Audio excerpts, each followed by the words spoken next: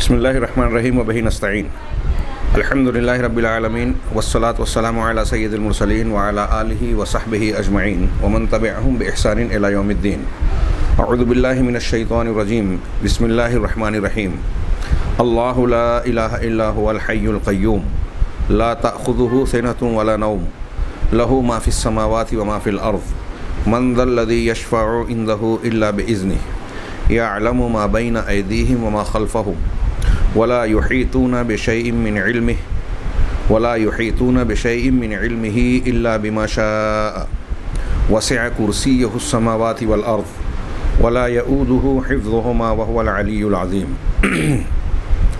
سامعین کرام، پچھلے درس میں ہم لوگوں نے آیت الکرسی کے پہلے فقرے اللہ لا الہ الا ہو، اللہ اس کے سوا کوئی بھی معبود برحق عبادت کے لائق نہیں ہے، اس کلمے کی جو کلمہ شہادت ہے، کلمہ اسلام ہے، اس کی کچھ فضیلت پڑی، لیکن فضیلتیں جڑی ہوئی ہیں اس کے تقاضے اور ذمہ داری کو پورا کرنے سے. لا الہ الا اللہ کا معنی اور مفہوم، اس کا مدلول اور مراد اگر کوئی شخص نہیں سمجھتا، دل سے یقین نہیں رکھتا، یا یہ چیزیں ہیں اس کے تقاضے پر عمل نہیں کرتا، تو ایسی صورت میں اس کا ماننا، اس کی گواہی دینا بے معنی ہوگی. شیخ عبدالرزاق صاحب کہتے ہیں کہ ہم اس بات کی تفسیر میں جائیں آیت الکرسی کی، اس سے پہلے یہاں ہر مسلمان کو ایک عظیم حقیقت اور ایک اہم بات کا جان لینا مناسب ہے، جو اس پورے معاملے کا لب لباب اور اساس ہے، خلاصہ ہے. وہ اس کلمے کا مدلول اور اس کا معنی ہے، جس کا سمجھنا اور ذہن نشین رکھ لینا انتہائی ضروری اور لازم ہے، کیونکہ اہل علم کا یہ اجماع ہے، سارے اہل علم اس بات پر متفق ہیں کہ اس کلمے کے معنی کو سمجھے بغیر اور اس کے تقاضے پر عمل کیے بغیر محض زبان سے اس کا بولنا فائدہ مند نہیں ہے، جیسا کہ کچھ لوگوں کا خیال ہے، اور اس غلط فہمی اور مغالطے میں بعض مسلمان ملوث اور مبتلا ہیں. چنانچہ اللہ سبحانہ و تعالیٰ نے قرآن مجید کی ایک آیت میں، سورہ زخرف کی آیت میں ارشاد فرمایا، وَلَا يَمْلِكُ الَّذِينَ يَدْعُونَ مِن دُونِهِ الشَّفَاعَةَ إِلَّا مَنْ شَهِدَ بِالْحَقِّ وَهُمْ يَعْلَمُونَ. اللہ نے کہا کہ جنہیں یہ لوگ اللہ کے سوا پکارتے ہیں وہ شفاعت کرنے کا کوئی اختیار نہیں رکھتے. ہاں، مستحق شفاعت وہ ہیں جو حق بات کا اقرار کریں اور انہیں اس کا علم بھی ہو. اہل تفسیر کے مطابق، یعنی اس آیت کا معنی بتاتے ہوئے مفسرین یہ کہتے ہیں کہ آیت کا معنی ہے ہاں، مگر وہ شخص جو لا الہ الا اللہ کی گواہی دے، جو حق کی گواہی دے کا مطلب لا الہ الا اللہ کی گواہی دے، اس طور پر کہ وہ زبان سے جو کہہ رہا ہے اپنے دل سے اس کا معنی جانتا ہو، مانتا ہو. الا من شہد بالحق وہم یعلمون، قرآن کا ارشاد اللہ کے کلام سے استدلال کر رہے ہیں کہ لا الہ الا اللہ کب مقبول ہوگا اللہ کے پاس، کب ایک بندے کو اس کی برکتیں حاصل ہوگی، جب وہ اس کی گواہی دیوے، اور اس طرح سے گواہی دیوے کہ اس کے معنی اور مفہوم کو وہم یعلمون، قرآن نے کہا کہ معنی اور مفہوم کو جانتا ہو، اپنے دل سے مانتا ہو، اس لیے کہ شہادت مشہود بہی کے علم کی متقاضی ہے. اگر آپ، مطلب اس جملے کا یہ ہے کہ اگر آپ کسی بات کی گواہی دے رہے ہیں، گواہی شہادت ہے، تو جس بات کی گواہی دے رہے ہیں وہ مشہود بہی ہے. جس بات کی آپ گواہی دے رہے ہیں، ظاہر سی بات ہے کہ ضروری یہ ہے کہ آپ جب گواہی دے رہے ہیں تو اس بات کو سمجھ رہے ہوں، اس شہادت کا آپ کو علم ہو. اگر ایک بات آپ جانتے ہی نہیں، اس کا علم اور معرفت آپ کو حاصل ہی نہیں ہے، تو اس کی گواہی دینے کا کوئی معنی اور مفہوم رہ ہی نہیں جاتا. اگر لا علمی اور جہالت کی بنیاد پر گواہی دی جائے تو وہ شہادت نہیں ہوگی. نیز گواہی سچائی چاہتی ہے اور اس پر عمل بھی. یعنی آپ جب کسی بات کی گواہی دے رہے ہیں تو آپ کو اس بات کا یقین ہونا چاہیے کہ یہ بات سچ ہے، خود گواہی دینے والا اس کو مانتا ہو کہ یہ سچ ہو، اور پھر اس گواہی کے مطابق جو اس کا تقاضا ہے اس پر عمل بھی ہو. چنانچہ یہ بات واضح ہوئی کہ اس کلمے کے سلسلے میں عمل اور صدق دلی کے ساتھ علم ہونا ضروری ہے. نتیجن علم کے بغیر، اگر علم کے ذریعے بندہ جب علم کے ذریعے سے لا الہ الا اللہ کو قبول کرے گا تو اس علم کے ذریعے سے بندہ نصارہ کے طریقے سے نکل جائے گا جو بغیر علم کے عمل کیا کرتے تھے، اور اگر علم ہونے کے بعد عمل کر رہا ہے تو ایسا کرنے کے بعد یہود کے طریقے سے نکل جائے گا، جو ہم نے سورہ فاتحہ میں پڑھا کہ یہود کا طریقہ یہ تھا کہ علم ہوتے ہوئے اس پر عمل نہیں کرتے تھے، اس کی مخالفت کرتے تھے۔ تو بندہ جب علم بھی رکھے گا اور عمل بھی، تو گویا وہ یہود و نصارہ کے طریقوں سے بچ جائے گا، اور صدق دلی، جب اس کے دل میں سچائی ہوگی تو منافقین کی راہ سے پاک رہے گا، جو اپنے باطن کے خلاف ظاہر کرتے ہیں۔ منافق کسے کہتے ہیں؟ وہ شخص جو دل میں کچھ اور چھپا رکھے، دل میں کفر کو چھپا کر رکھے، اور زبان سے یہ ظاہر کرے کہ وہ مسلمان ہے، اسے منافق کہا جاتا ہے۔ تو جب ایک بندہ لا الہ الا اللہ کہہ کر علم اور عمل کو اختیار کرے گا تو یہود و نصارہ کے طریقے سے بچا، اور دل کی گہرائی سے اس پر یقین رکھے گا سچائی کے ساتھ، تو یہ منافقین کے خلاف ہو جائے گا، یعنی منافقین کے زمرے سے، ان کی جماعت سے باہر نکل جائے گا۔ اس طرح وہ اللہ کی صراط مستقیم پر چلنے والوں میں شامل ہو جائے گا، ان لوگوں میں جن پر اللہ تبارک و تعالیٰ نے اپنا انعام فرمایا ہے، نہ کہ ان لوگوں میں سے ہوگا جن پر اللہ کا غضب ہوا اور جو گمراہ کہلائے۔ حاصل کلام یہ کہ لا الہ الا اللہ صرف اسی کو فائدہ دے گا جو نفی اور اس بات کے اعتبار سے اس کے معنی اور مدلول کو جانے۔ نفی اور اس بات کا مفہوم آگے ہم بیان کر رہے ہیں، اس کا یقین رکھے اور اس پر عمل کرے۔ اب رہا وہ شخص، اگر کوئی آدمی ایسا ہو، آگے انہوں نے بیان کیا کہ اگر کوئی آدمی ایسا ہو جو اس کلمے کو زبان سے تو کہے اور ظاہری طور پر اس پر عمل بھی کر رہا ہے، زبان سے کہہ رہا ہے لا الہ الا اللہ اور بظاہر اس پر عمل بھی کر رہا ہے، لیکن دل میں اس کا اعتقاد و یقین نہ رکھے، اس کا یقین نہیں ہے، عقیدہ نہیں ہے، تو ایسی صورت میں وہ شخص منافق ہوگا۔ جو شخص زبان سے اور جو شخص دل میں جانتا ہے، مانتا ہے، چاہے دل کے یقین ہو کہ محمد صلی اللہ علیہ وسلم کا یہ پیش کی ہوئی یہ دعوت لا الہ الا اللہ سچی دعوت ہے، یہ حقیقت ہے، ہاں، لیکن زبان سے اس کو مانے نہیں، اقرار نہ کرے، تو جو اقرار نہیں کر رہا ہے وہ تو کافر ہے۔ ابو طالب جو اللہ کے رسول صلی اللہ علیہ وسلم کے چچا تھے، ان کا واقعہ معاملہ ہم جانتے ہیں، آگے اس کا ذکر ہوگا انشاءاللہ۔ تو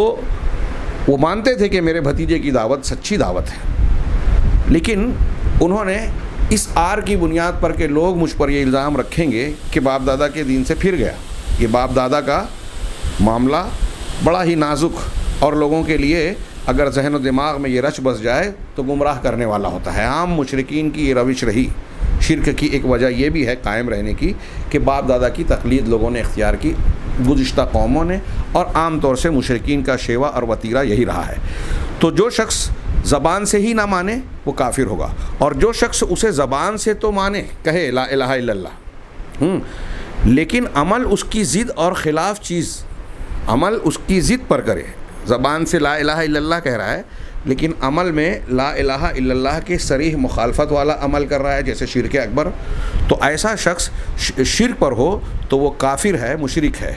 اسی طرح جو شخص اس کلمے کو کہے اور پھر اس کلمے کے لوازمات یا حقوق میں سے کسی چیز کا انکار کر کے اسلام سے پھر جائے، مرتد ہو جائے، ہاں،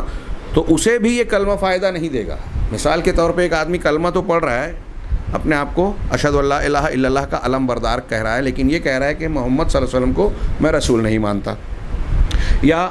اللہ کو ماننے کے بعد اللہ کے رسول صلی اللہ علیہ وسلم کو بھی رسول تسلیم کر رہا ہے، لیکن کہہ رہا ہے کہ میں آخرت کو نہیں مانتا، اسے بھی مان لیوے تو اسلام کے عقائد میں سے ثابت شدہ کوئی چیز، فرائض اور حقوق میں سے کوئی چیز جو بالکل صاف اور واضح ہو، اس کا انکار کرتا ہے۔ ہاں، اگر کسی شخص کو علم نہ ہو، کوئی چیز غیر واضح چیز ہو، اجتہادی استنباطی ہو، یا کوئی نو مسلم ہو اور ابھی دین کے بارے میں اسے خبر نہیں ہے اور وہ کسی چیز کو نہیں مان رہا ہے، تو پہلے اس کو بتایا سمجھایا جائے گا، اس پر فوراً کفر کا فتویٰ نہیں لگایا جائے گا، اسے کافر نہیں سمجھا جائے گا۔ لیکن جو جانتے بوجھتے کہ یہ قرآن و حدیث میں ہے، مثال کے طور پہ ایک بات صاف ستھری ہے کہ قرآن نے سود کو، ربا کو حرام کیا، زنا کو فاحشہ کہا، شراب کو نجس اور اللہ تبارک و تعالیٰ کی ناراضگی کا باعث کہا۔ اب اگر کوئی شخص ان قرآن کے صاف صاف بیانات کے باوجود یہ کہے کہ میں شراب پینے میں کوئی قباحت نہیں محسوس کرتا، میں زنا کو حلال سمجھتا ہوں، یا کوئی یہ کہے کہ میں سود کو جائز مانتا ہوں، ان میں سے کوئی ایک بات بھی کہے، سبھی نہیں، صاف صاف یہ جاننے کے باوجود کہ قرآن مجید میں اللہ تبارک و تعالیٰ کا یہ فرمان ہے، تو لا الہ الا اللہ کے ماننے کا تقاضا یہ ہے کہ جب اللہ ہی قابل عبادت ہے تو اس نے اپنی عبادت کے لیے جو ضابطہ ہم کو دیا ہے قرآن کی شکل میں، جناب محمد رسول اللہ صلی اللہ علیہ وسلم کی سنت صحیحہ کی شکل میں، تو پھر ہمیں اس کو لا الہ الا اللہ کے تقاضے اور لازمے کے طور پر قبول کرنا پڑے گا۔ ہم اس کے پابند ہو گئے۔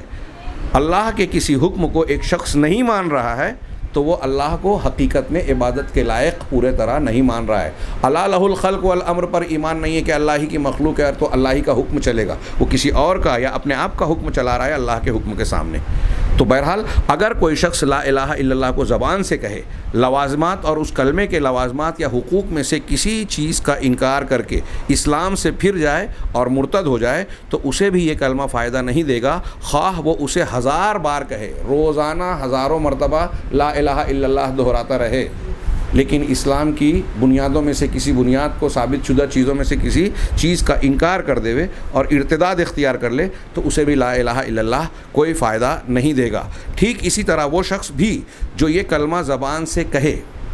لا الہ الا اللہ کہہ رہا ہے، ورد کر رہا ہے، اس کی فضیلت حاصل کرنے کے لیے اس کو اپنا وظیفہ بنا رہا ہے کہ بڑی فضیلت ہے، مگر عبادات کی بعض قسموں کو غیر اللہ کی طرف پھیر دے۔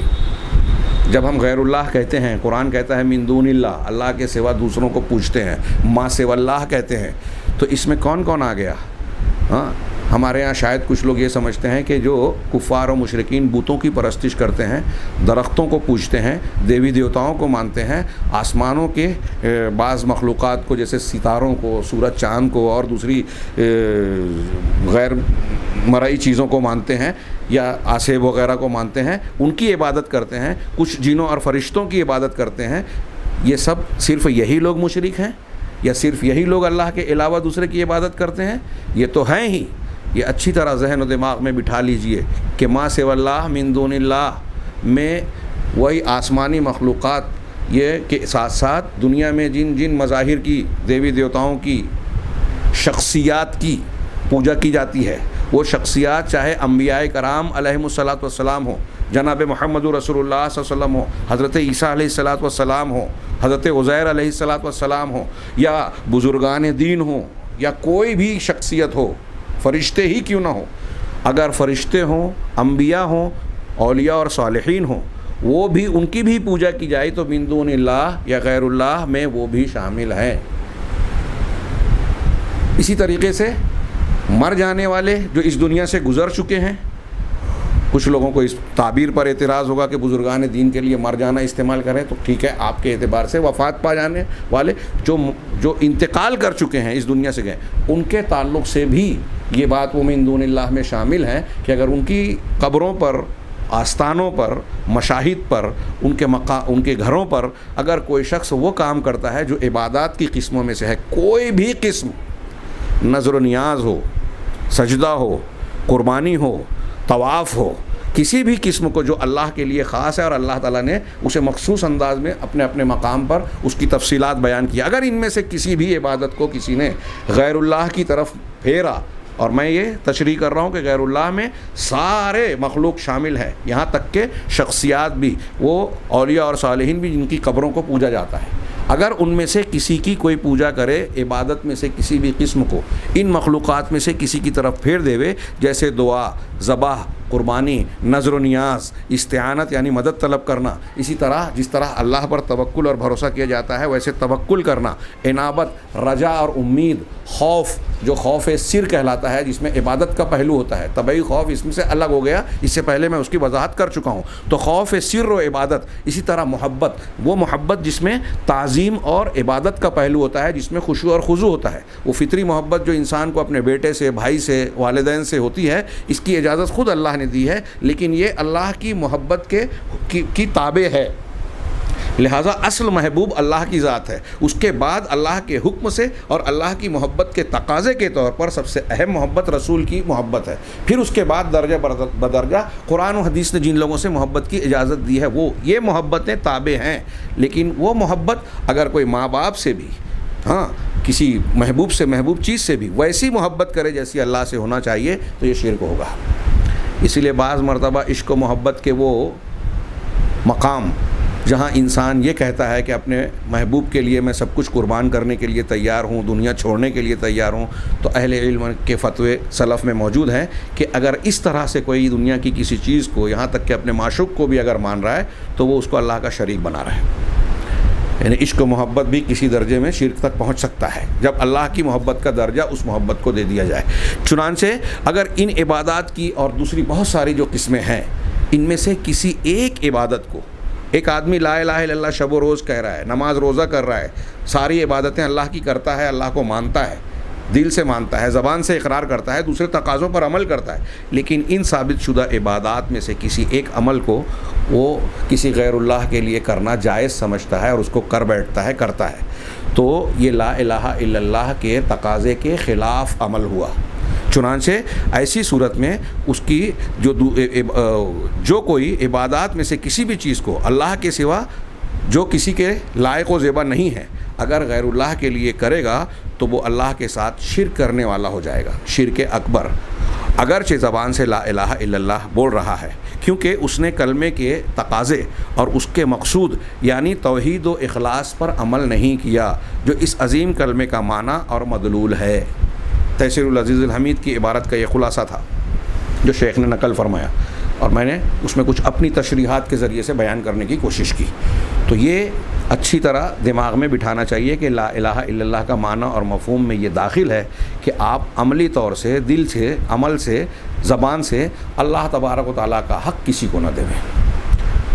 یہ عبادات میں سے اللہ تبارک و تعالیٰ کے تقاضے جو شریعت کی شکل میں ہمارے سامنے ہیں، ان میں سے کسی بھی چیز کا انکار نہ کریں۔ اگر انکار ہوا تو یہ توحید کو توڑ دینے والی چیز ہوگی۔ ہم انشاءاللہ اگلے دروس میں، آگے کے درس میں، ایک جب توحید کی شرائط پڑھیں گے کہ لا الہ الا اللہ کی قبولیت کے لیے قرآن و حدیث کی روشنی میں کون سی شرائط ہیں، تو وہاں یہ بات اور زیادہ واضح ہوگی، کیونکہ لا الہ الا اللہ کا معنی کیا ہے اس کا کہ معبود برحق کوئی نہیں سوائے اللہ کے۔ اس لیے کہ الہ، لا الہ جو ہم کہتے ہیں، اس میں لفظ الہ جو ہے وہ معبود کا معنی رکھتا ہے، قابل عبادت، لائق عبادت، لغت میں اس کا یہی معنی ہے۔ چنانچہ جب ہم یہ کہہ رہے ہیں کہ لا الہ الا اللہ تو معنی یہ ہوا کہ عبادت کے لائق حقیقت میں برحق صرف اور صرف اللہ کی ذات ہے، اور وہ اللہ اکیلا ہے جس کا کوئی بھی شریک نہیں۔ جب وہ ہر اعتبار سے ربوبیت میں، اسماء و صفات میں، اپنے فضل و احسان میں تنہا ہے، اکیلا ہے، تو عبادت کے استحقاق میں بھی تنہا اور اکیلا ہوگا۔ اگر کوئی شخص عبادت میں اس کے جیسا کسی کو مان رہا ہے تو وہ گویا اللہ تعالیٰ کی صفات، خوبیاں، کمالات اور حقوق میں اس کو تنہا نہیں مان رہا ہے، اور یہ سب سے بڑا ظلم ہے۔ اللہ تبارک و تعالیٰ لغت میں آگے دیکھیے کہ چنانچہ لا الہ الا اللہ کا مطلب یہ ہوا کہ اللہ کے سوا کوئی معبود برحق نہیں، جیسا کہ اللہ تعالیٰ نے ارشاد فرمایا وما ارسلنا من قبلک من رسول الا نوحی الیہ انہ لا الہ الا انا فاعبدون۔ ہر رسول کی یہ آیت پہلے بھی گزر چکی، ہر رسول کو یہ وحی کی اللہ تعالیٰ نے کہ وہ لا الہ الا اللہ کی دعوت دے کہ میرے سوا کوئی معبود برحق نہیں، صرف میری عبادت کریں۔ رسول یہ کسی رسول نے یہ نہیں کہا کہ اللہ کو چھوڑ کر میری عبادت کرے، قرآن نے یہ مضمون بھی ذکر کیا ہے۔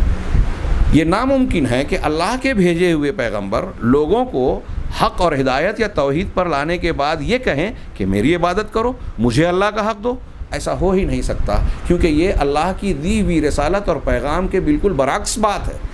اور حیرت کی بات، افسوس کی بات یہ ہے کہ انہی رسولوں کے حوالے سے، ان کی تعلیمات کے حوالے سے، ان کی تعلیمات کو توڑ مروڑ کر یہاں تک کہ لا الہ الا اللہ جو کلمہ توحید ہے، اسی کے معنی اور مفہوم کو بدل کر لوگوں نے کچھ کا کچھ بنا دیا۔ یہاں میں آگے بڑھنے سے پہلے میرے سامنے شیخ الاسلام علامہ ثناء اللہ امرتسری کا ایک کتابچہ ہے، کلمہ طیبہ۔ اس میں انہوں نے بڑے اختصار کے ساتھ اور بڑے ہی اچھوتے انداز میں لا الہ الا اللہ کے معنی کی تشریح کرنے کی کوشش کی، اور انہوں نے یہ بیان کیا کہ لا الہ الا اللہ کے معنی کو سمجھنے میں، اس کی شرح کرنے میں، قرآن کی روشنی میں اس کے 6 عنوانات ہم دیتے ہیں، اور اس کی انہوں نے بڑی مختصر اور بڑی پیاری تشریح کی ہے۔ اس میں جزوی طور پہ 1-2 جگہ ہم اختلاف کر سکتے ہیں، جیسے انہوں نے ایک جگہ یہ کہا کہ قدیم اللہ کی صفات میں سے ہے، وہ صحیح نہیں ہے۔ اہل سنت کے مطابق قدیم کی بجائے قرآن و حدیث میں الاول آیا ہے۔ تو انہوں نے اس کی تشریح کرنے والا جو جو عناوین قرآن سے قائم کیا اور ہر عنوان پر قرآن سے استدلال کیا، اگر ان کی روشنی میں ہم اللہ کی توحید کو سمجھنا چاہیں تو بڑی آسانی ہو جاتی ہے۔ اور اس بنیاد پر جو عناوین انہوں نے دیے اور ہر عنوان کے لیے قرآن ہی سے صرف دلیل دی، قرآن سے استدلال کیا، تو قرآن کے بیانات کی روشنی میں ہم یہ محسوس کر سکتے ہیں کہ ان مضامین کو جاننے کے بعد دنیا کا اگر ایک غیر مسلم انسان بھی ہے، دنیا کا جو فطرت جس کی بگڑی نہیں ہے، وہ ان مضامین پر غور کر لے تو وہ لا الہ الا اللہ کو ماننے اور اسے قبول کرنے پر مجبور ہو جائے گا۔ انہوں نے جو 6 عنوان دیا کہ لا الہ الا اللہ کی تشریح کرنے کے لیے، میں یہ بات اچھی طرح دماغ میں رہے کہ یہ اس کا معنی نہیں ہے۔ لا الہ الا اللہ کے مفہوم کے اندر یہ مفاہیم شامل ہیں۔ الہ معنی معبود، اور یہاں انہوں نے جو عناوین دیے کہ لا الہ الا اللہ کا ایک عنوان یہ دے سکتے ہیں سمجھنے کے لیے، تشریح کے لیے، کہ لا خالق الا اللہ۔ اس عنوان کے تحت انہوں نے قرآن کی کئی آیتیں پیش کی اور کہا کہ قرآن کی یہ آیتیں بتا رہی ہیں کہ خالق صرف اللہ ہے، اور باقی اللہ کے علاوہ دنیا میں جو بھی ہیں، آسمان زمین پیڑ پودے، وہ نباتات ہوں، جمادات ہوں، یا جین و انس کی شکل میں، جن میں انبیاء اور صالحین اور بزرگان دین بھی شامل ہیں، وہ شخصیات ہی کیوں نہ ہوں، اسی طریقے سے وہ مردے جو اس دنیا سے گزر چکے، سارے کے سارے مخلوق میں شامل ہیں، خالق میں نہیں۔ اللہ تعالیٰ نے قرآن میں کہا، مولانا نے پیش کیا کہ کیا یہ ان کو شریک ٹھہرتے جو خود پیدا کیے گئے ہیں؟ انہوں نے کچھ بھی پیدا نہیں کیا بلکہ خود پیدا کیے گئے ہیں۔ یخلقون کا لفظ ہے، تو یخلقون میں حضرت عیسیٰ علیہ السلام بھی شامل ہے، جناب محمد رسول اللہ صلی اللہ علیہ وسلم بھی شامل ہے، حضرت علی رضی اللہ تعالیٰ عنہ بھی شامل ہے، بزرگان دین، اولیاء و صالحین بھی شامل ہے، شیخ عبد القادر جیلانی ہو یا کوئی بھی ہو، تمام انبیاء، تمام اولیاء، تمام صالحین اس میں یخلقون میں شامل ہے کہ وہ سب مخلوق ہیں، اور جو مخلوق ہے وہ مالک نہیں ہو، وہ خالق نہیں ہو سکتا، اور جو خالق ہے وہی مالک ہوگا۔ اس لیے انہوں نے دوسرا عنوان دیا لا مالک الا اللہ، اللہ کے سوا کوئی مالک نہیں۔ پہلا عنوان دیا اللہ کے سوا کوئی خالق نہیں، اور جب خالق ہوا ہے تو اس کا منطقی نتیجہ، عقلی بات بھی نتیجہ یہ نکلا کہ وہی مالک بھی ہوگا۔ پیدا اللہ نے کیا تو مالک کوئی دوسرا کیسے ہو سکتا ہے؟ اور پھر انہوں نے اس میں بتایا کہ قرآن کا کوئی صفحہ آپ کو ایسا نہیں ملے گا جہاں کسی نہ کسی شکل میں اس بات کا تذکرہ نہ ہو کہ آسمان زمین اور طاری مخلوقات کا مالک اللہ تبارک تعالیٰ ہے، اختیار اسی کے ہاتھ میں ہے۔ تو دوسرا عنوان انہوں نے یہ پیش کیا۔ تیسرا عنوان کہ لا قاضی الا اللہ، اللہ کے سوا کوئی قاضی نہیں، جس کا مفہوم انہوں نے یہ بیان کیا کہ حاجت روا، مشکل کشا، لوگوں کی ضروریات پوری کرنے والا اللہ کے سوا کوئی نہیں، صرف وہی ہے۔ اور اس کے مقابلے میں جب ضروریات پوری کرنے والا وہ ہے تو ساری مخلوق، وہ چاہے جس اعلیٰ مقام پر پہنچے ہوئے ہوں، امیر ہو، غریب ہو، بادشاہ ہو، فقیر ہو، انبیاء و صالحین ہوں یا عام گنہگار انسان ہو، سارے کے سارے اللہ کے محتاج ہیں۔ یا ایھا الناس انتم الفقراء الی اللہ، اے دنیا کے لوگوں تم سب اللہ کے در کے بھکاری ہو، فقیر ہو۔ واللہ هو الغنی الحمید، اور اللہ غنی ہے، بے نیاز، حمید ہے، تعریف کے لائق ہے، ساری خوبیوں کا مالک ہے، اس لیے تعریف کے لائق ہے۔ ہاں ان یشاء یذھبکم ویأتی بخلق آخرین، کہ اگر اللہ چاہے، آگے اللہ نے کہا کہ تم سب کو ختم کر دے اور دوسروں کو لے آئے۔ اللہ کے لیے کوئی مشکل نہیں ہے، اور کوئی اس کو اگر ایسا کر لے وے، وما ذالک علی اللہ بعزیز، اللہ پر یہ کام کوئی مشکل نہیں ہے،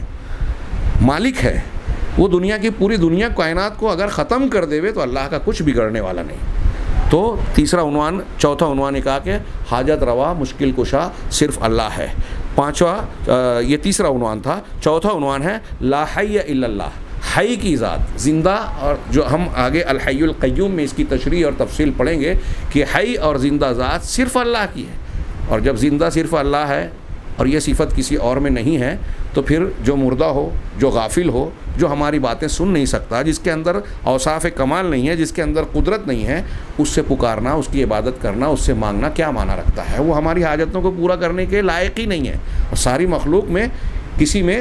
کامل درجے کی زندگی ہے ہی نہیں جیسی اللہ تبارک و تعالیٰ کی زندگی ہے۔ اس لیے قرآن نے کہی کہ وتوکل علی الحی،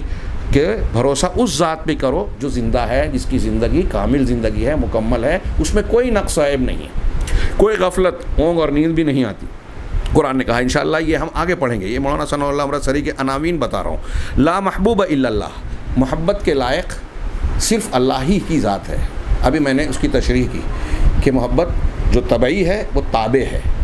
اللہ اور اس کے رسول کی محبت کے تابع ہے. لیکن اگر کوئی گھر کا خونی رشتہ دار بھی اللہ کی محبت کا مخالف بن کر، دشمن بن کر ہمارے سامنے آئے تو الحب فی اللہ والبغض فی اللہ، توحید کی تکمیل کا تقاضا یہ ہے کہ وہ ہمارا مبغوض ہو. جیسا کہ انبیاء کرام نے بتایا، حضرت ابراہیم نے اپنے باپ کا گھر چھوڑ دیا، انبیاء و صالحین نے ایسے بہت کچھ کیا، اپنے سگے رشتہ داروں کو چھوڑ دیا، بیوی نے شوہر کو، شوہر نے بیوی کو چھوڑ دیا. ہجرتیں کی کس لیے؟ کس کے بچایا؟ کہ جان کے ساتھ میں ایمان بچانا ہے، اسی لا الہ الا اللہ کی حفاظت کرنی ہے. تو لا الہ الا اللہ کا کہنے والا ہمارا بھائی ہے، اور اس کا دشمن بن کر سگا بھائی آیا غزوہ بدر میں تو صحابہ کرام کی تلوار چلنے میں جھجکی نہیں، ان کی گردنوں کو بھی رشتہ دیکھ کر نہیں چلی، بلکہ یہ دیکھ کر چلی کہ یہ لا الہ الا اللہ کا مخالف بندہ بن کر آیا ہے، لہٰذا یہ ہماری اخوت اور موالات کا مستحق نہیں ہے. موالات اور ولا اور برا جو کہتے ہیں، عقیدے کا ایک بحث ہے. دوستی دشمنی، رشتہ قائم رکھنا اور رشتہ کاٹنا، اس کی بنیاد یہی لا الہ الا اللہ ہے. کلمہ ہے، دین ہے، توحید ہے، کہ توحید والا شخص دنیا کے کسی بھی خطے حصے میں کسی بھی نسل برادری کا ہو ہمارا بھائی ہے. اور اگر توحید نہیں مانتا تو ہمارے ایک چھت کے نیچے رہنے والا ہمارا خونی رشتہ دار بھی ہمارا بھائی نہیں ہے. حضرت نوح علیہ السلام سے کہا گیا کہ آپ کا بیٹا آپ کا اہل نہیں ہے، یعنی آپ کے گھر کا آدمی نہیں ہے. انہ عمل غیر صالح انہ لیس من اہلک، وہ آپ کے اہل و عیال میں سے نہیں ہے، وہ عمل غیر صالح والا ہے، یعنی شرک والا ہے. لہٰذا ہمارے یہاں یہ بنیاد بنی کہ محبت کی جڑ بنیاد اللہ ہے، اور اللہ سے محبت کے تقاضے میں اللہ کے محبوب اعمال اور محبوب شخصیات ہماری محبوب ہوگی. جو اللہ کا مبغوض ہے وہ ہمارا محبوب نہیں ہو سکتا. اگر کوئی شخص یہ کہنے لگے آج کہ فرعون سے مجھے محبت ہے، ابو جہل سے مجھے پیار ہے، میں نمرود کو پسند کرتا ہوں، تو آپ اس کے بارے میں کیا کہیں گے؟ وہ اللہ تبارک و تعالیٰ پر ایمان لانے والا ہو ہی نہیں سکتا جو اللہ کے دشمن سے دوستی یا پسندیدگی کا اظہار کرے. خیر، چھٹی چیز، چھٹا عنوان انہوں نے کہا لا موصوفہ بالصفات الکمالیہ الا اللہ، کہ صفات کمالیہ سے موصوف صرف اللہ ہے، اس کے سوا کوئی اور نہیں. مولانا ثناء اللہ امرتسری نے ان چیزوں کو بیان کر کے کہا کہ میں نے اپنے علم کی حد تک یہ توحید کا معنی بیان کیا، اور میں یہ مانتا ہوں. علامہ ثناء اللہ کہہ رہے ہیں کہ لا الہ الا اللہ کا مفہوم مجھ جیسا آدمی بیان نہیں کر سکتا، اور میں نے بہت کمی ہوگی میرے بیان میں، ایسا اعتراف کر کے انہوں نے، یہ ان کی تواضع بھی تھی، اور لا الہ الا اللہ کی جامعیت اور معنویت کی گہرائی کو بیان کرنا بھی مقصود تھا کہ واقعی اس میں بڑے زبردست معانی سمٹے ہوئے ہیں. تو انہوں نے کہا کہ یہ معانی جو بیان کیے گئے ہیں، اگر ان کو سامنے رکھ کر کوئی انسان غور کرے، وہ چاہے کسی بھی چیز کی پوجا کرنے والا، کسی بھی مذہب سے تعلق رکھنے والا ہے، تو انہیں نظر آئے گا کہ ان صفات کا مالک، یعنی خالق، مالک، حی، محبت کے لائق صرف اور صرف اللہ تبارک و تعالیٰ کی ذات ہی اسے نظر آئے گی. اس ضمن میں ان کے درمیان میں لا قاضی الا اللہ پر بحث کرتے ہوئے انہوں نے جو قرآن کی ایک آیت پیش کی، میں صرف اسے آپ کے سامنے رکھنا چاہتا ہوں. کتنی زبردست توحید کی دلیل ہے. سورہ فاطر کی آیتیں انہوں نے پیش کی کہ یولج اللیل فی النہار و یولج النہار فی اللیل، کہ اللہ ہی کی ذات ہے جو رات کو دن میں داخل کرتی ہے اور دن کو رات میں. وسخر الشمس والقمر، اور سورج اور چاند کو مسخر کر دیا، تمہارا تابع بنا دیا کہ تمہاری خدمت کر رہے ہیں. کل یجری لاجل مسمى، ہر ایک اپنے مقررہ وقت کے ساتھ گردش میں ہے، چل رہے ہیں، اپنا اپنا کام انجام دے رہے ہیں. جو اللہ نے جس کے لیے جو عمر اور کام مقرر کیا ہے قیامت تک کی کرتے رہیں گے. ہاں، ذالکم اللہ ربکم، یہی اللہ ہے جو تمہارا پروردگار ہے. لہ الملک، سلطنت اقتدار اسی کا ہے. والذین تدعون من دونہ، یہ اللہ کی شان ہے، اس کی ذات ہے. دن اور رات کا نظام وہ چلا رہی ہے. سورج اور چاند کو تمہارا تابع بنایا، ایک خاص ڈھرے پر لگا دیا، وہ کام کر رہے ہیں. اور یہ تمہارا رب ہے جس کے ساری سلطنت اسی کی ملکیت ہے، اسی کی سلطنت ہے، اقتدار اور غلبہ اسی کا ہے. اب اس کے بعد اللہ نے کہا والذین تدعون من دونہ، اور اللہ کے سوا جن کو بھی تم پکارتے ہو، من دونہ، اس کے سوا.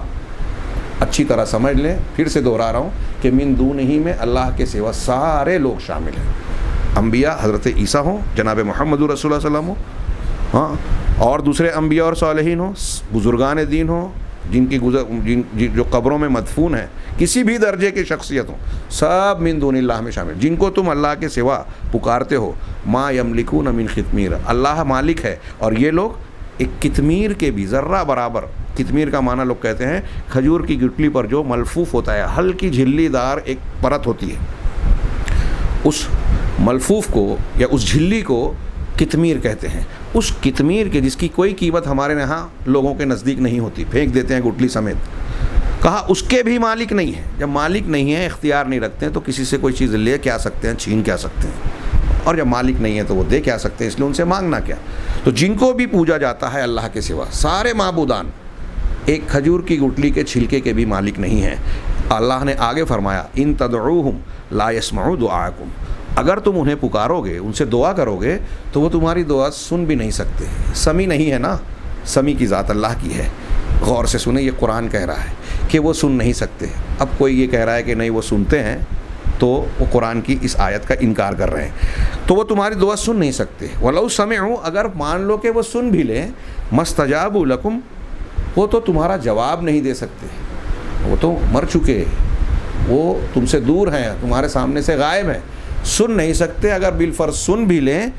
ایسا ہو نہیں سکتا, لیکن اگر سن لیں تو تمہارا جواب نہیں دے سکتے, تمہاری دعا کو قبول کرنے کی صلاحیت اور طاقت تو دور کی بات ہے. آگے کہا اتنا ہی نہیں, وَيَوْمَ الْقِيَامَةِ يَكْفُرُونَ بِشِرْكِكُمْ, قیامت کے دن یہ تمہارے شرک کا انکار کریں گے. قرآن کیا کہہ رہا ہے کہ آپ جو اللہ کے سوا دوسرے سے دعا کر رہے ہو, پکار رہے ہو, یہ قرآن کہہ رہا ہے کہ وہ شرک ہے, کہ تمہارے اس شرک کا وہ انکار کریں گے کہ نہیں ہم نہیں مانتے کہ انہوں نے ہم کو پکارا تھا. جن پہ تکیہ تھا وہی پتے ہوا دینے لگے. یہ قیامت کے دن ان تمام مشرکین کے سامنے کھلے گا. قرآن نے پہلے ہی بتا دیا, اور کہا آگے وَلَا يُنَبِّئُكَ مِثْلُ خَبِيرٍ, اللہ کی خبیر, باریک سے باریک اور گہری سے گہری بات کو, چھپی سے چھپی بات کو جاننے والا, اس سے خبردار ذات جو ہے, اس کی طرح تم کو کوئی بات بتائے گا نہیں. یہ قرآن کہہ رہا ہے. یہ بات اللہ نے آج تم کو بتا دی کہ جن کو یہ پکار رہے ہیں, قبر والوں کو, بزرگان دین کو, دیوی دیوتاؤں کو, سورج چاند ستاروں کو, دیوی اور فلاں کو, فرشتوں کو, یہ قیامت کے دن ابھی تو جواب بھی نہیں دے سکتے, اور قیامت کے دن انکار کریں گے. یعنی ان کو معلوم ہی نہیں رہے گا کہ یہ ہم کو پکارتے تھے, اور بالفر بتا بھی دیا جائے تو کہیں کہ ہم نے تو یہ کہا ہی نہیں تھا کہ ہم کو پکارو, ہم نے کوئی ایسا دعویٰ ہی نہیں کیا. جو نیک اور صالحین ہیں وہ تو خود توحید کے قائل تھے, وہ تو خود اللہ کو پکارتے تھے, اللہ سے مانگتے تھے, انہوں نے شرک کی دعوت کبھی نہیں دی.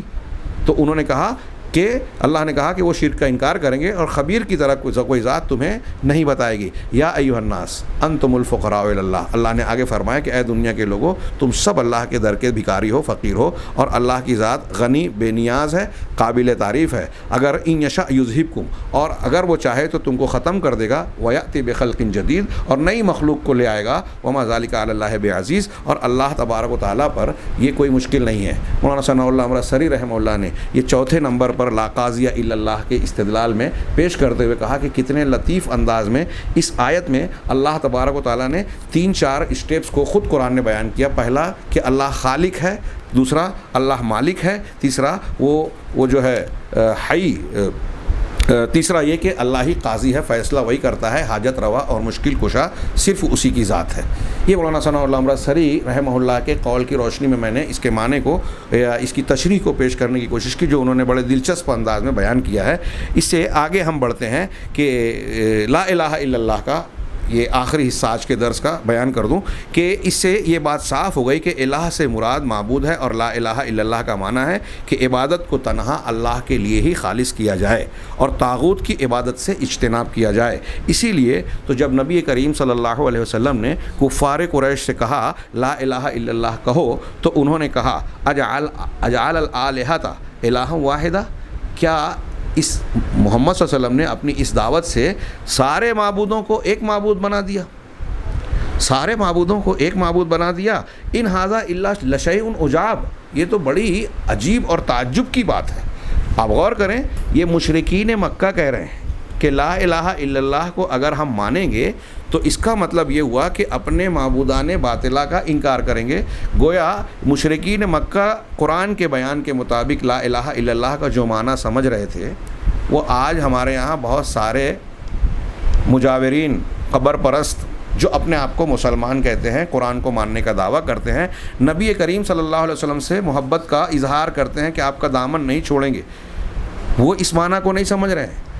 قبروں پر پرستش کر رہے ہیں غیر اللہ کی, ان کے نام کی نظر و نیاز, ان کے لیے رکوع سجدے, ان کے لیے چڑھاوے, ان کا طواف, ان کو چومنا,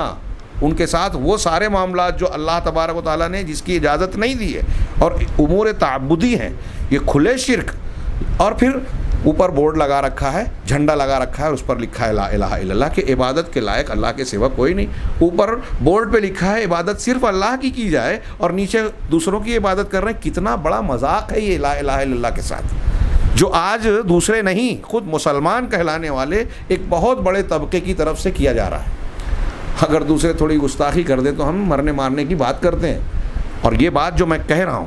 ہمارے وہ اصحاب اور برادران جو ایسا کرتے ہیں, قبر پرستی کے, بزرگ پرستی کے, شخصیت پرستی کے قائل ہیں, انہیں بہت بری محسوس ہوگی. لیکن میرے بھائی, میری بات چاہے آپ کو بری لگ رہی ہو, آپ غور کریں کہ نبی کریم صلی اللہ علیہ وسلم کی قرآن کی صاف ستھری سچی دعوت یہی ہے جس کو آپ سننے, سمجھنے اور ماننے کے لیے تیار نہیں ہیں. یہ مشرکین مکہ یہ کہہ رہے ہیں کہ اگر ہم نے لا الہ کو مان لیا, لا الہ الا اللہ کو قبول کر لیا, تو سارے معبودوں کو ختم کر کے صرف ایک اللہ کو ماننا پڑے گا, ان کی عبادت بند کرنا پڑے گی. تو کیا اس کا مطلب یہ ہے کہ اللہ کے رسول یا قرآن یہ کہہ رہا ہے کہ آپ اپنے بزرگوں, باپ دادا کی عزت نہیں کرو؟ ان کی عزت کیجئے لیکن ان کی عبادت نہیں کر سکتے. ان کی عبادت کی تو لا الہ الا اللہ مجروح ہو جائے گا, ٹوٹ جائے گا. اور جتنے لوگ بغور سن لے اس درس کے واسطے سے اگر آواز پہنچ رہی ہے, جتنے لوگ قبروں پر جا کے ان سے پکارتے ہیں اور یہ سمجھتے ہیں کہ ان کی یہ ہماری دعا اور پکار کو سن رہے ہیں, ہماری ان چاہے یہ عقیدہ رکھتے ہوں کہ اللہ نے ان کو یہ اختیار دیا ہے کہ ہماری بات وہاں پہنچائیں گے یا ہمارے کام آئیں گے یا فلاں اور فلاں کام بنا دیں گے, اللہ نے اختیار دیا ہے, اگر یہ عقیدہ بھی رکھتے ہیں تو مشرک ہیں, شرک اکبر کا ارتکاب کر رہے ہیں. ان کا لا الہ الا اللہ معتبر نہیں رہ گیا. یہ میں نہیں, قرآن کہہ رہا ہے, اللہ کے رسول صلی اللہ علیہ وسلم کی حدیثیں کہہ رہی ہیں. اور سارے علماء سلف و خلف عقیدے میں عقیدے کے اس پر متفق ہیں. یہ کوئی میں نئی بات, ناراض کرنے والی بات, دل دکھانے والی بات بولنے کی کوشش نہیں کر رہا ہوں, سچائی کی بات بول رہا ہوں. اگر آپ کا دل دکھ رہا ہے تو آپ اس وجہ سے دل دکھ رہا ہے کہ آپ باطل کے قائل ہیں, غلط بات کو مان رہے ہیں. آپ صحیح ہو جائیے, آپ کا دل نہیں دکھے گا, بلکہ آپ بھی اس دعوت کو دینے والے بن جائیں گے. چنانچہ یہ قرآن نے نقل کیا. یہ صرف مشرکین مکہ کی بات نہیں ہے, قوم ہود کا بھی ایک مثال انہوں نے بیان کی. قوم ہود سے جب ان کے نبی نے کہا کہ لا الہ الا اللہ کہو, اعبدوا اللہ ما لکم من الہ غیرہ, انبیاء کی دعوت کا ذکر کیا سورہ شعراء میں کہ اللہ کی عبادت کرو, میں تمہارے اس کے علاوہ تمہارا کوئی معبود اور لائق عبادت نہیں ہے. تو قوم ہود نے انہوں نے سوال کیا اللہ کے رسول حضرت ہود علیہ السلام سے, اجئتنا لنعبد اللہ وحدہ ونذر ما کان یعبد آباؤنا, کہ کیا آپ ہمارے پاس اس لیے آئے ہیں کہ ہم صرف اکیلے اللہ ہی کی عبادت کریں,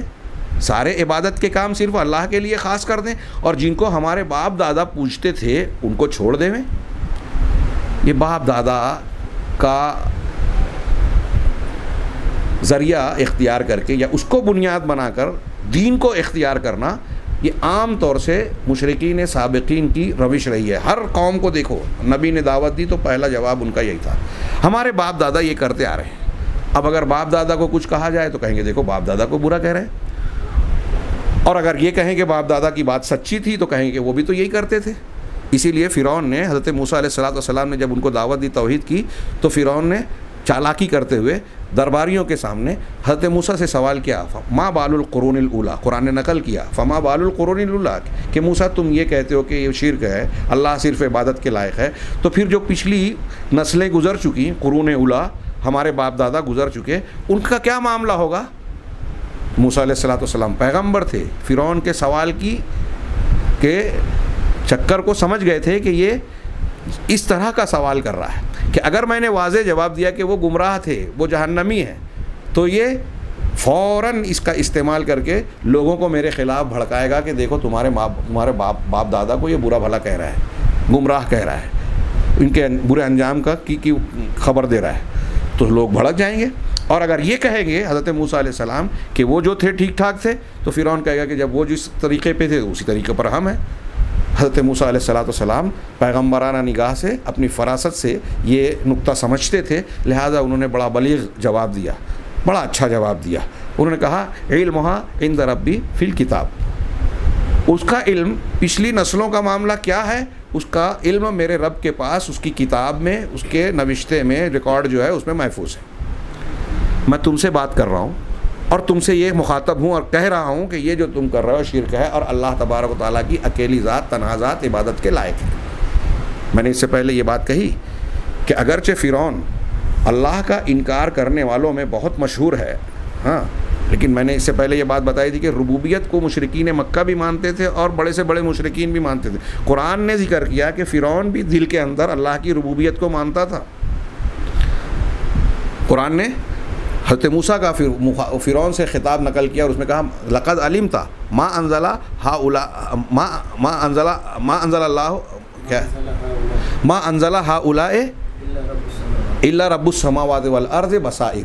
کہ یہ جو دلیلیں اور معجزات میرے پاس ہیں، تم جانتے ہو کہ اسے رب السماوات والارض، آسمانوں اور زمین کے مالک نے معجزات اور کھلی دلیلوں کے طور پر جو ہے نازل کیا ہے۔ اللہ تعالیٰ حضرت موسیٰ علیہ السلام فرعون سے کہہ رہے ہیں لقد علمت، تو یہ جانتا ہے، تجھ کو اس بات کا علم ہے۔ یعنی اس جملے سے یہ پتہ چلتا ہے، اور دوسرے بھی کچھ دلیلیں ہیں، کہ فرعون اپنے دل میں رب العالمین کا عقیدہ رکھتا تھا، رب کو مانتا تھا۔ وہ جانتا تھا کہ میں خود سے پیدا نہیں ہوا، مجھے ماں باپ نے مجھے پیدا نہیں کیا، میں اپنے بیٹوں کو پیدا نہیں کرتا، اس پر قادر نہیں ہوں۔ تو اس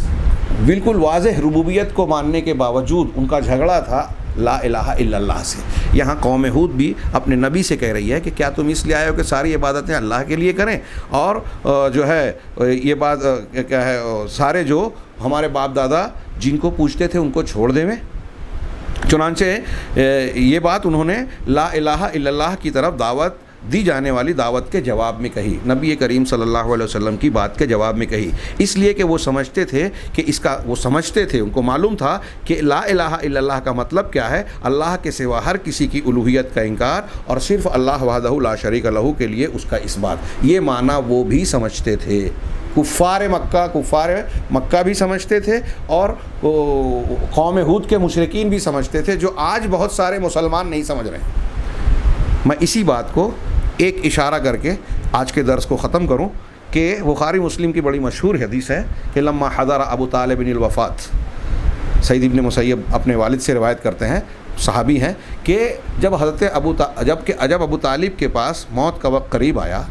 تو جاءہ رسول اللہ صلی اللہ کے رسول صلی اللہ علیہ وسلم کے پاس پہنچے، ہاں، اور ان سے کہنے لگا وعندہ ابو جہل و عبداللہ ابن امیہ، اس کے پاس ابو جہل اور عبداللہ ابن امیہ بھی موجود تھے، مکہ کے دو مشرک سردار۔ اللہ کے نبی صلی اللہ علیہ وسلم نے اپنے چچا ابو طالب سے کہا اس وقت بھی کہ چچا جان یا عمّ قل لا الہ الا اللہ کلمۃ احاج لک بہا عند اللہ، لا الہ الا اللہ کی فضیلت پر بھی غور کیجئے کہ اے چچا جان لا الہ الا اللہ آپ کہہ لیں، اقرار کر لیں، مان لیں، یہ ایسا کلمہ ہے جس کے ذریعے سے میں قیامت کے دن اللہ کے سامنے آپ کے لیے حجت پیش کر سکوں۔ جب اللہ کے رسول صلی اللہ علیہ وسلم نے ابو طالب کو کلمہ قبول کرنے کی یہ دعوت دی تو جواباً ابو جہل اور اس کے ساتھی نے ان کے ابو طالب سے کہا کہ اترغب عن ملت عبد المطلب، کیا آپ عبد المطلب کے دین سے ان کی ملت سے پھر جائیں گے؟ آر دلایا۔ یہی کچھ لوگوں نے کہا کہ دیکھیے بری صحبت کا یہ برا اثر، برے لوگ برائی کی شرک کی تلقین کریں گے، بدعتیوں کے ساتھ بیٹھو گے تو بدعت کا غبار تمہارے دامن پر لگے گا ضرور، تو کیا تم دین کے معاملے سے پھر جاؤ گے، اپنے باپ دادا کے دین سے پھر جاؤ گے؟ اللہ کے نبی صلی اللہ علیہ وسلم نے پھر سے وہی بات کہی کہ لا الہ الا اللہ کہہ لیجیے، یہ میں پیش کروں گا حجت کے طور پہ۔ ابو جہل اور عبداللہ ابن ابی نے پھر وہی بات کہی۔ اس سے یہ بھی پتہ چلتا ہے کہ مشرکین اور کفار کے یہاں جو علم والے نہیں ہوتے، مشرک سب سے بڑا بے وقوف ہوتا ہے حقیقت میں، کیونکہ سب سے بے وقوفی کی چیز شرک کو اختیار کیا ہوا تھا، تو ان کے نزدیک باپ دادا کا طریقہ ایک دلیل کے طور پر اختیار کیا جاتا ہے، جبکہ یہ دلیل نہیں ہے۔ اور خود دنیا کے بہت سارے لوگ آج کے نوجوانوں کو دیکھو، وہ اپنے باپ دادا کو کہتے ہیں کہ یہ ان کے دور کا فیشن تھا یا آج ہمارے دور کا ہے۔ باپ والدین کچھ کہتے ہیں تو یہ ماننے کو تیار نہیں ہے دنیاوی امور میں، جبکہ اس دنیا کے امور میں اگر تقلید کریں تو کوئی حرج نہیں ہے، لیکن وہاں نہیں کرتے، اور دین کے معاملے میں اپنی عقل، شعور، فہم کو، دلائل کو نظر انداز کرتے ہیں، اس کو خاموش بٹھا دیتے ہیں۔ دل میں جو سوالات اٹھتے ہیں کہ ہم اس بت کی پوجا کیوں کریں، اس غیر اللہ کی عبادت کیوں کریں، جو سوالات اٹھتے ہیں جب پوچھا جاتا ہے تو کہتا ہے کہ بس خاموش رہو، باپ دادا کر رہے ہیں اس لیے اس پہ قبول کر لو۔ عام مشرکین کی روش رہی. تو چونکہ انہوں نے ابو طالب کو بھی یہی حوالہ دیا, بار بار یہی کہا. صحیح بخاری اور مسلم میں روایتیں تفصیل سے ہیں. آخر میں مسلم شریف کی ایک روایت میں ہے کہ آخر میں ابو طالب نے یہی کہا کہ وہ اپنے باپ عبد المطلب کے دین پر ہے, اور انہیں اس بات میں عار محسوس ہوا کہ وہ لوگ یہ کہیں گے کہ میں عبد المطلب کے دین سے پھر گیا, اور انہیں توفیق نصیب نہیں ہوئی. اور اس کے بعد اللہ کے رسول نے کہا کہ میں آپ کے لیے استغفار کی دعا کروں گا, مغفرت طلب کروں گا. تو قرآن میں اس کی ممانعت آ گئی, ما کان للنبی والذین آمنوا ان یستغفروا للمشرکین, کہ نبی کے لیے اور ایمان والوں کے لیے یہ جائز نہیں ہے, روا نہیں ہے کہ وہ مشرکین کے لیے مغفرت کی دعا کریں. من بعد ما تبین لهم ولو كانوا اولی قربا, چاہے وہ قریبی رشتہ دار ہوں. من بعد ما تبین لهم انهم اصحاب الجحیم, یہ واضح ہو جانے کے بعد کہ وہ جہنمی ہیں. کتنی رونگٹے کھڑے کر دینے والی آیت قرآنی ہے یہ سورہ توبہ کی. اٹھا کے دیکھیے اس کا ترجمہ. نبی کے لیے یہ جائز نہیں ہے, مومنوں کے لیے جائز نہیں ہے کہ مشرکین کے لیے مغفرت کی دعا کریں. میرے بھائیوں غور کیجئے اس آیت پر اور سوچئے کہ نبی کے لیے دنیا میں مشرک کے لیے دعا کی اجازت نہیں ہے. اگر یہ شرک پر مر گیا, منافق کے لیے نماز جنازہ پڑھنے سے منع کر دیا, سورہ توبہ میں آیت ہے, تو آخرت میں منافق اور مشرک کے لیے سفارش کریں گے, سفارش کی اجازت ملے گی. دنیا میں دعا کی یہ بات اجازت نہیں ہے. آخرت میں صرف اس ایک بات پر غور کر لیں. میں سمجھتا ہوں کہ بہت بڑا دل کا غبار اور اس سلسلے میں مغالطہ جو ہے انسان کا دور ہو سکتا ہے اگر اس حدیث پر غور کر لے انسان, اس پر ایمان ہو, بندہ مومن ہو انسان. اور یہاں جو میں نے حدیث کو پیش کیا یہ بیان کرنے کے لیے کہ ابو جہل, جس کو ابو جہل کہا جا رہا ہے, جہالت والا, وہ ابو طالب سے یہ کہہ رہا ہے کہ اگر آپ نے لا الہ الا اللہ کہہ لیں گے تو اس کا مطلب یہ کہ آپ عبد المطلب کے دین سے پھر جائیں گے. لا الہ الا اللہ کا یہ مطلب ابو جہل, جہالت والا انسان بھی سمجھ رہا ہے کہ لا الہ الا اللہ جب ایک انسان نے مانا, جانا, قبول کیا تو اس کا تقاضا یہ ہے کہ باپ دادا کا طریقہ اللہ کے مقابلے میں اگر آ رہا ہے, ان کا دین, ان کا مذہب, ان کا عقیدہ, ان کا منہج سب رد ہو جائے گا.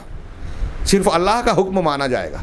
اس پر اگر یقین ہو. یہ معنی ابو جہل بھی سمجھتا تھا, اور آج بہت سارے ایمان اور اسلام کے دعوے دار یہ معنی سمجھنے کے لیے تیار نہیں جو ابو جہل جانتا تھا. کتنی عجیب سی بات ہے. لا الہ الا اللہ کا معنی اور مفہوم جانے اور مانے اور سمجھے بغیر, اس کے تقاضوں پر عمل کیے بغیر اس کی فضیلتیں حاصل نہیں ہوگی. انشاءاللہ یہ بات اور زیادہ وضاحت سے ہم اس کے شرائط کے باب میں اور پھر اس کے دلیلوں کے سلسلے میں پڑھیں گے. اللہ تبارک و تعالیٰ سے دعا ہے کہ وہ ہمیں اس کلمہ شہادت اور عظیم الشان علی الاطلاق سب سے بہترین, سب سے عظمت والے کلمے کو سمجھنے اور اسے اپنے عقیدے اور عمل کا عنوان بنانے کی ہمیں توفیق عطا فرمائے. وآخر دعوانا ان الحمد للہ رب العالمین.